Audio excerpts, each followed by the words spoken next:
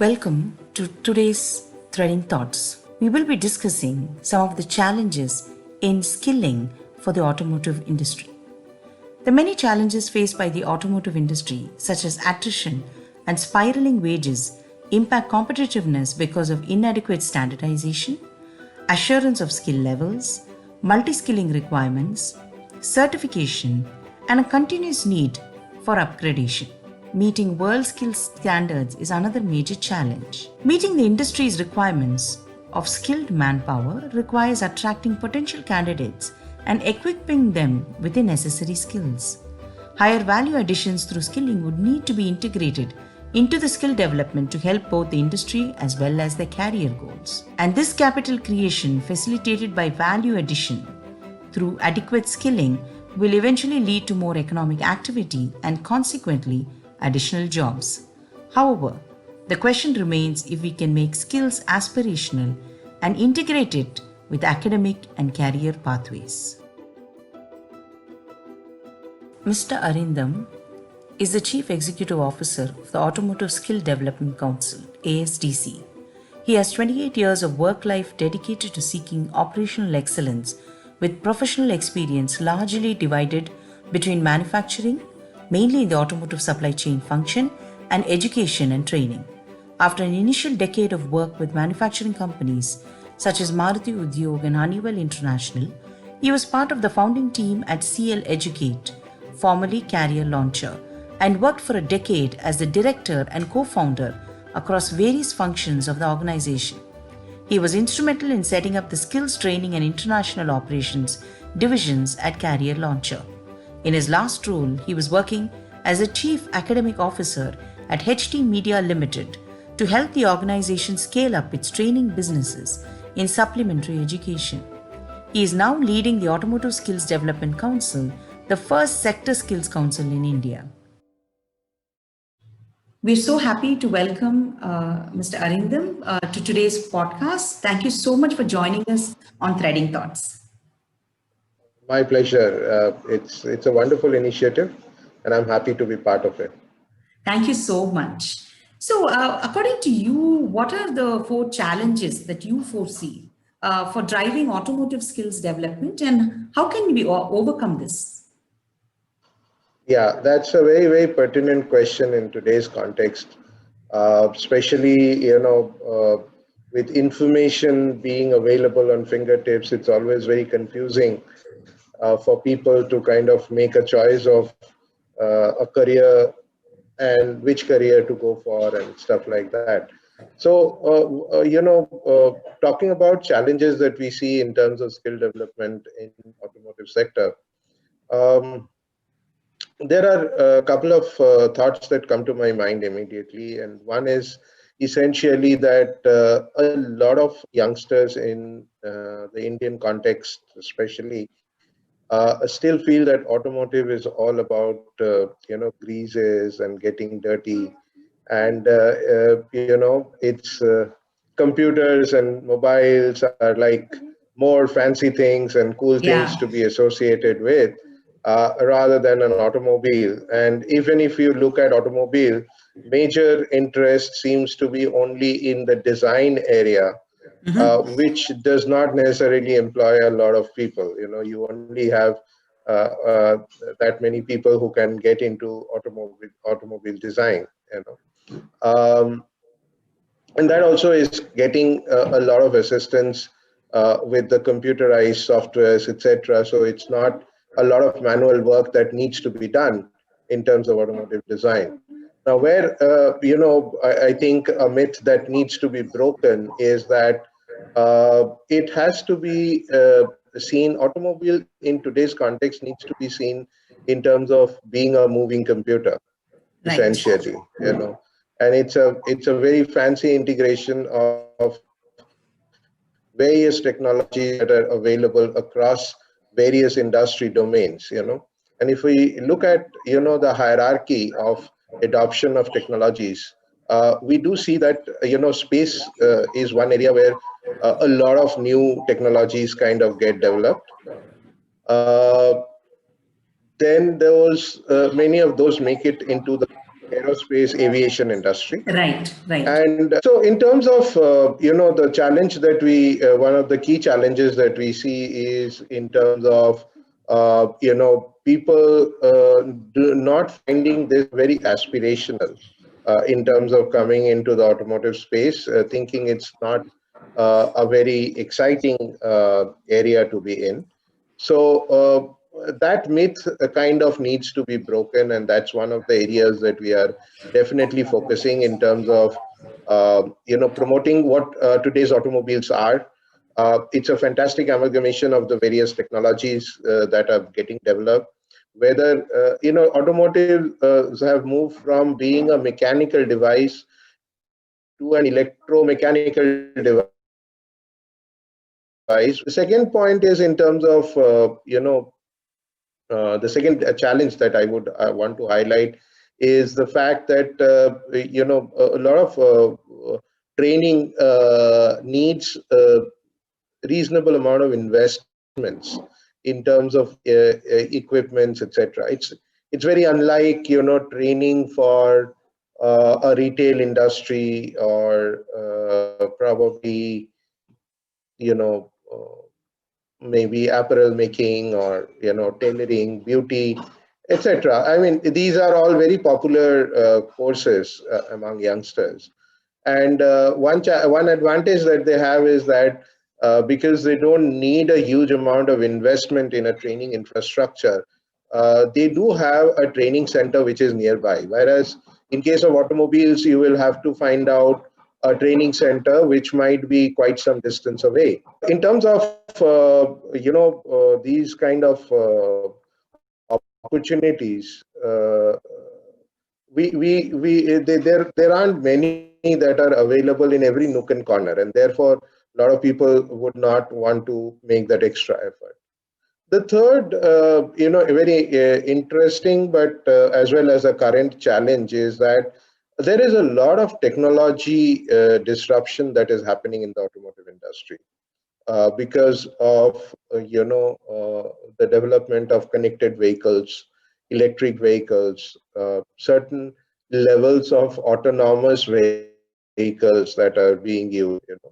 And therefore, a lot of people are very confused in terms of what are those technologies that I need to get trained on, and therefore, a lot of people would not be very forthcoming in terms of taking up skill training program for automotive area.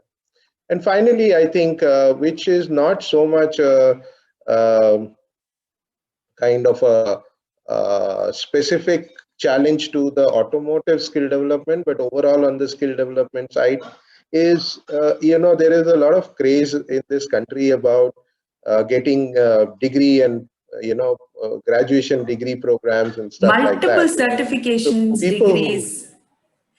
yeah, multiple certifications, degrees, diplomas, and that kind of also does not really make it very motivational for youngsters to go for a program like this rather than going for a generic BA, BCom, BSc program. I don't think that there is no need of such programs. There is definitely a need for such programs, but not everybody needs to have that kind of a degree Right.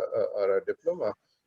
If there are more people who are aligned to where manpower is required, we do hear a lot of times that people say that we're not getting enough jobs, there are not enough jobs. But let me tell you that every time we get a mandate from the industry that we need so many people, we struggle. We don't get people, you know. We don't get skill trained people in various areas, and from the industry side, they keep saying, what training are you doing? I mean, we are not getting manpower, So Exactly. that is also a very, very real problem that we face. Which is very true. In fact, you correctly said. I, in fact, look at automobiles more as a computer on wheels these days. It is so advanced, it is so intelligent, so perceptive because it understands what you're doing and where you're going. In fact, in one of my earlier podcasts, with the head of digital transformations at one of the automotive companies, He was mentioning how advanced cars are these days, a lot more than what we think it is. And he was saying so much of AI coming into it. So the skilling is incredibly important because you're looking at one step before they enter the industry. So I think that's critical actually. And how can talking about technologies, how can futuristic technologies contribute towards developing a safer, a more effective skilling experience?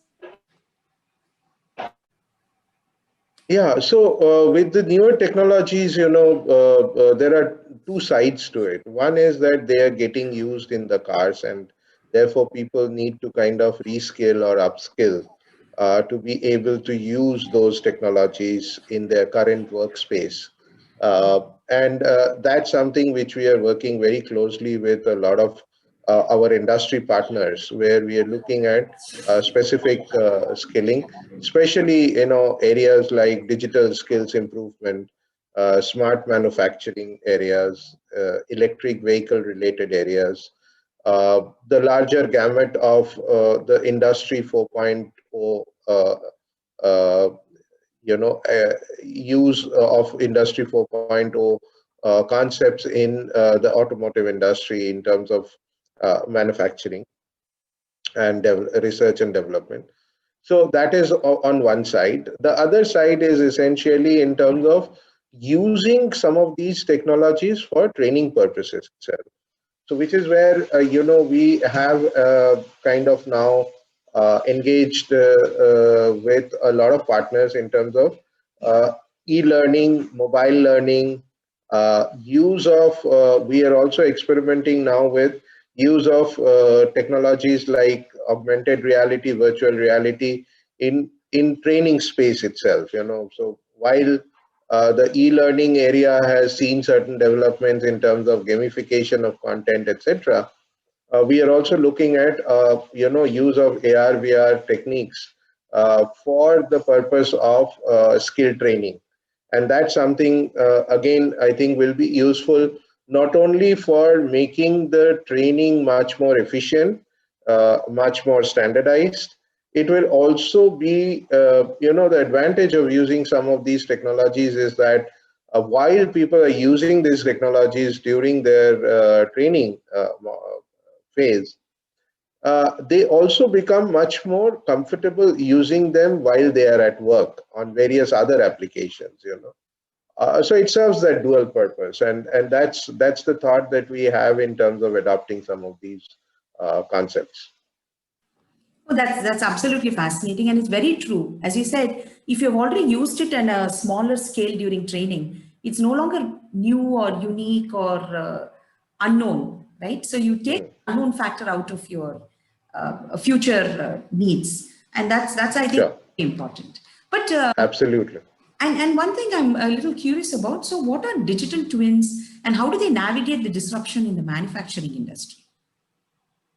Yeah, so in fact, while you bring in the, it's a very important concept in today's scenario in terms of bringing in digital twins. Before I go into the manufacturing, I think one of the very, effective and efficient use of the digital twins technology that is happening is in terms of the driving and the safe driving area, essentially. you know to, uh, Today's most of today's cars actually have a reality which is beyond the windscreen, and then they have a virtual condition which is on a map or whatever, that's on an infotainment system that is there. Yes, Now, yes. now it's still not very integrated in the sense that one's eyes will have to actually keep Yeah. constantly shifting between the reality and the virtual And the virtual. information that is Correct. getting. Correct, Yeah. correct. Now there is advancement in terms of the windscreen itself becoming the virtual screen, and an overlay of the virtual information on the real on the reality that you are seeing.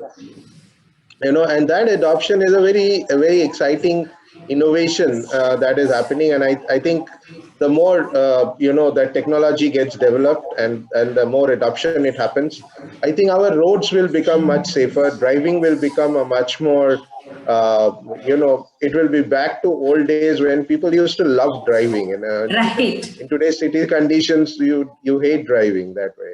So I think that will become much more important. Then, of course, talking about manufacturing area, not only in manufacturing, I think it starts right from vehicle development phase. Where today you can see models being launched at a much faster pace. Earlier vehicle models used to take between 2 to 3 years to develop a platform. That has been completely crashed into even around 12 to 15 months kind of a time frame. It has been halved, you know and a lot of this is possible because you can do a lot of modeling simulation.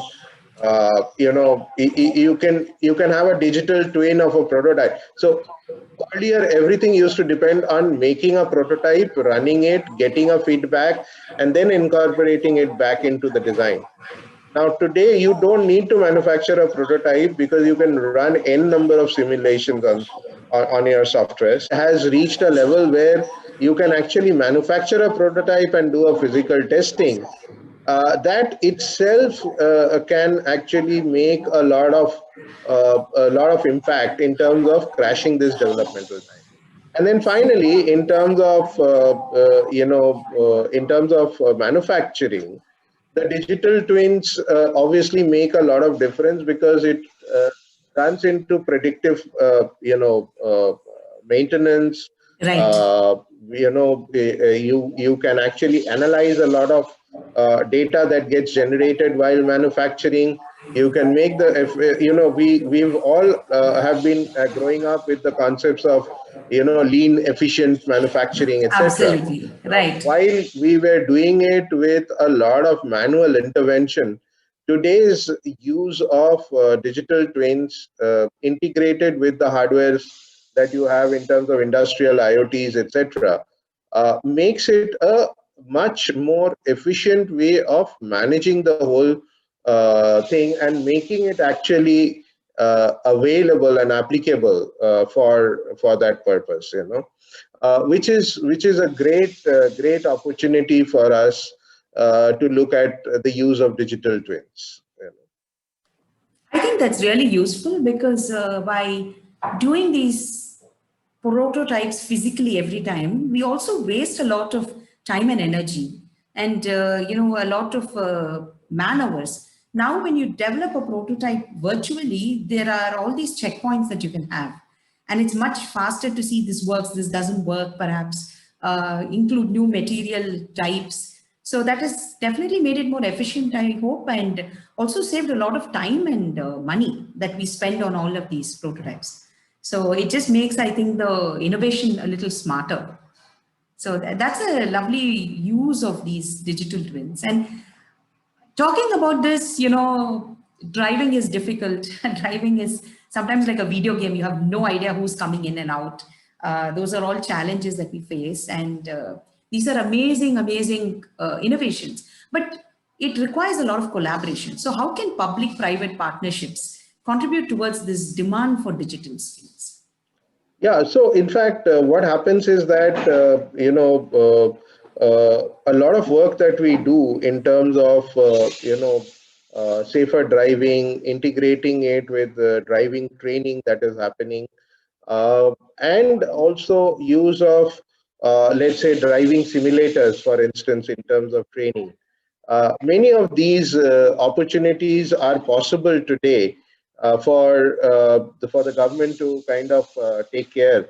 And there is also a very good initiative that has been taken up in terms of let's say Maruti, uh, one of the partners, and this is just an example where the integrated driver training institutes that are being run in collaboration with the local RTOs. They are also doing a lot of automated driving license testing, etc. Now, these are very, very nice, and this is being done in a partnership with Microsoft, for instance, Microsoft Research.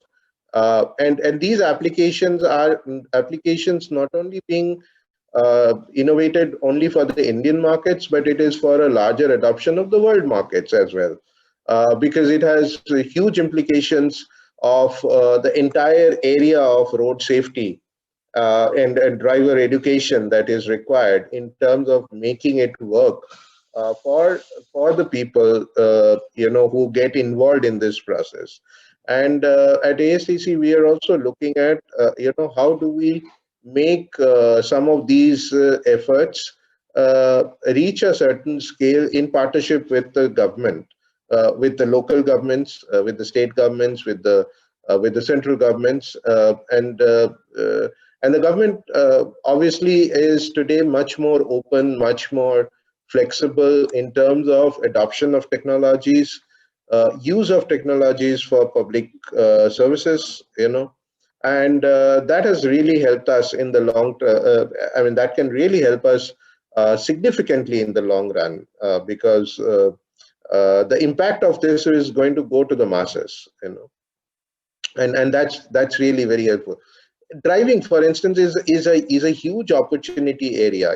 We have a huge shortage of qualified trained drivers in the Indian context. A lot of commercial vehicle manufacturers constantly face this challenge that there are buyers who are willing to buy their vehicles, but they say that we can't buy the vehicle because we don't have a person to drive it. So if you give us a driver, we will buy your vehicle. uh, Also, internationally, there is a huge shortage of drivers, and we are already in discussions with various, countries, uh, including government-to-government engagements, where we are looking at qualifying Indian drivers for international markets, where we will be otherwise challenged in those countries. For the whole concept of autonomous driving actually was necessitated by this huge shortage of drivers. Of course, technology has helped, but I think it got a lot of this happened because there was an acute shortage of drivers. We definitely see that there is a huge opportunity. So no matter how autonomous the vehicles will become over a period of time, there will still be a need for uh, manual drivers, at least for uh, a couple of more generations to come, hopefully.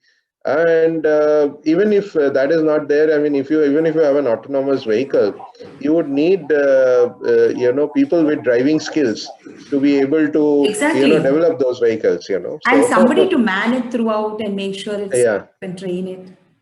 yeah. So these are very interesting developments, and therefore I feel, coming back to your first question of challenges, I always feel that automotive is a very exciting area, and youngsters who can find a little bit of passion in this domain can actually play a very, very global role, because among many of the other industries in India, automotive is also one of those industries which is very, very globally connected, because all global brands operate out of here, and Indian manpower, qualified Indian manpower, is always in great demand across the world. We recently recruited a few youngsters to go to Germany, for their jobs, because there's an acute shortage of service technicians there. And not only Germany, I think there are requirements coming in from many different countries. So these are huge opportunities, even if people want to. I mean, you do not necessarily need to go to US or Europe only to do your MBA or MS. You can be a skilled worker, and you can go to these countries and live a more attractive life, if you may say so. Absolutely. Not only is it opening so many opportunities, it's also dignity of labor. And as you correctly mentioned, Yes. for most people, automotive industry is getting dirty or physical labor, and there's a lot they associate with it which they don't think is going to fit them. And I think this upskilling is really helping, or this digital skilling is actually helping a lot discover these new arenas. And it's always exciting. But thank you so much for spending so much time. It has been so informative. And it really has opened up so many things that are happening in the automotive industry. I think that a lot of people don't understand, and how important skilling is cannot be underlined any more than what you have done today. So thank you so much for joining us. Thank you. Thank you. It's been my pleasure. Look forward to further interactions. Thank you. Thank you so much.